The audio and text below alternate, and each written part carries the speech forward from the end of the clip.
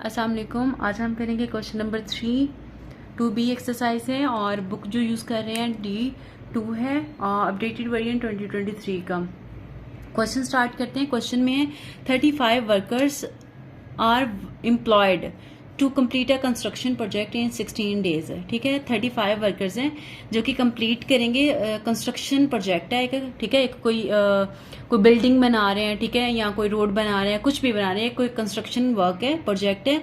वो 35 वर्कर्स हैं जो कि 16 डेज में कंप्लीट किया है। ठीक है, अब उन्होंने कहा है बिफोर द प्रोजेक्ट स्टार्ट, जब जो प्रोजेक्ट है वो स्टार्ट नहीं हुआ था, यानी स्टार्ट होने से पहले की बात कर रहे हैं।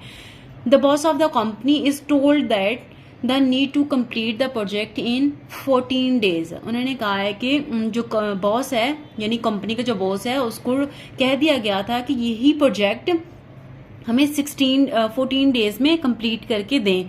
ठीक है, कौन सा प्रोजेक्ट?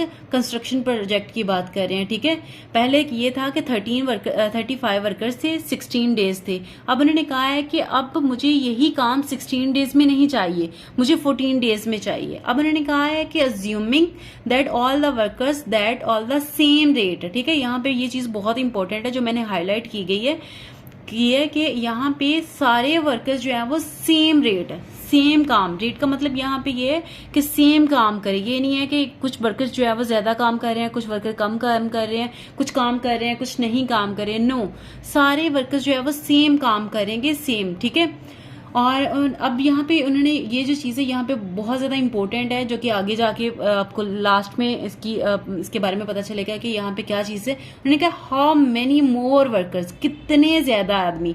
नहीं, ये यहाँ पे ये चीज़ सही नहीं रहेगी, ये बल्कि ये ज़्यादा बेहतर रहेगा कि कितने जो आदमी हैं, कितने वर्कर्स जो हैं वो ज़्यादा चाहिए उनको। ठीक है, कितने मोर वर्कर का मतलब यहाँ पे कितने आदमी ज़्यादा उन्हें चाहिए काम करने के लिए। ठीक है, अब उन्होंने कहा है कि does he need to employ in order to complete the project on the same time. Time का मतलब यहाँ पे है सेम टाइम का मतलब है days.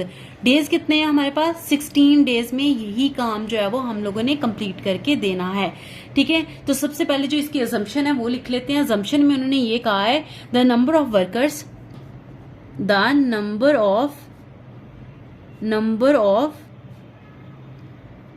Workers is.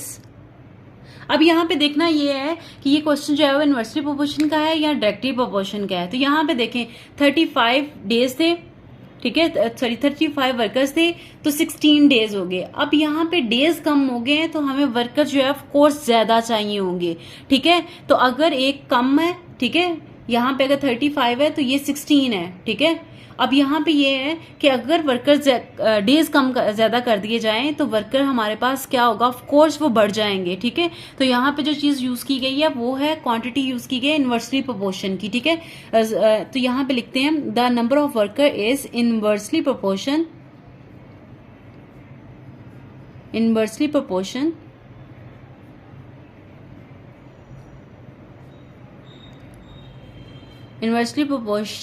To the number of workers. ठीक है, ये हमारे पास आ गया। अब यहाँ पे देखिए जो चीजें दो यूज की गई हैं, यहाँ पे एक तो वर्कर यूज किया गया जिसको मैंने हाईलाइट किया है, और दूसरा डेज। ठीक है, अब यहाँ पे देखना है आपने कितनी वो जो क्वांटिटीज हैं ये कितना वो यूज कर रहे हैं, क्या क्या चीज यहाँ पे जो है वो रिक्वायर्ड है। तो यहाँ पे देखिए सिर्फ वर्कर्स हैं और डेज हैं। ठीक है, तो यहाँ पे हम लोग लिख लेते हैं वर्कर्स और साथ में हम लिख लेते हैं यहाँ पे डेज आ जाएगा यहाँ पे। ठीक है, तो यहाँ पे देखिए हमारे पास वर्कर कितने थे? यहाँ पे वर्कर 35 थे, यहाँ पे वर्कर के नीचे वर्कर लिख देते हैं। और डेज कितने थे? 16। तो यहाँ पे 16 डेज के नीचे हम लोग डेज के नीचे 16 लिख देंगे।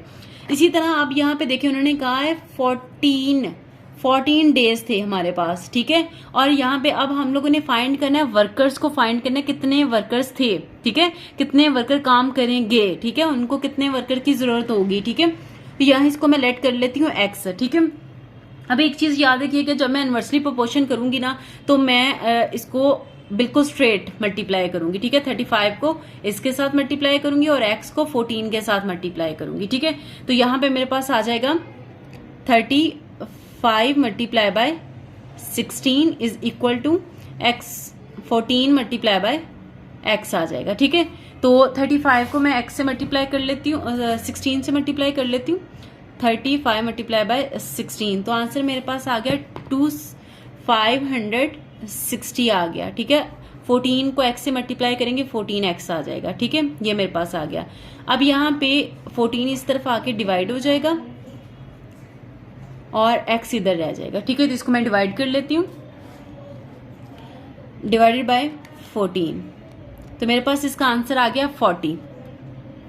ठीक है, अब हमें 14 दिनों में अगर ये काम करना है कंप्लीट, तो हमें कितने चाहिए, हमें चाहिए 40 वर्कर चाहिए। ठीक है, डेज अगर 14 होंगे तो वर्कर हमारे पास 40 होने चाहिए। ठीक है, अब यहाँ पे एक जो चीज है, वो चीज जो मेन उन्होंने कहा है यहाँ पे, वो ये देखें, यहाँ पे जो चीज मैं आपसे कह रही थी इसका आपको आगे जाके पता चलेगा, वो ये है।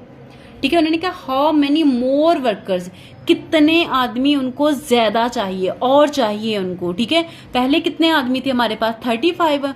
ठीक है, यहाँ पे आएगा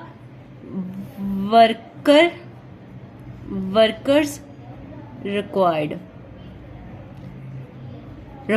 ठीक है, पहले कितने थे हमारे उनके पास, 35 थे, अब कितने हैं हमारे पास, 40।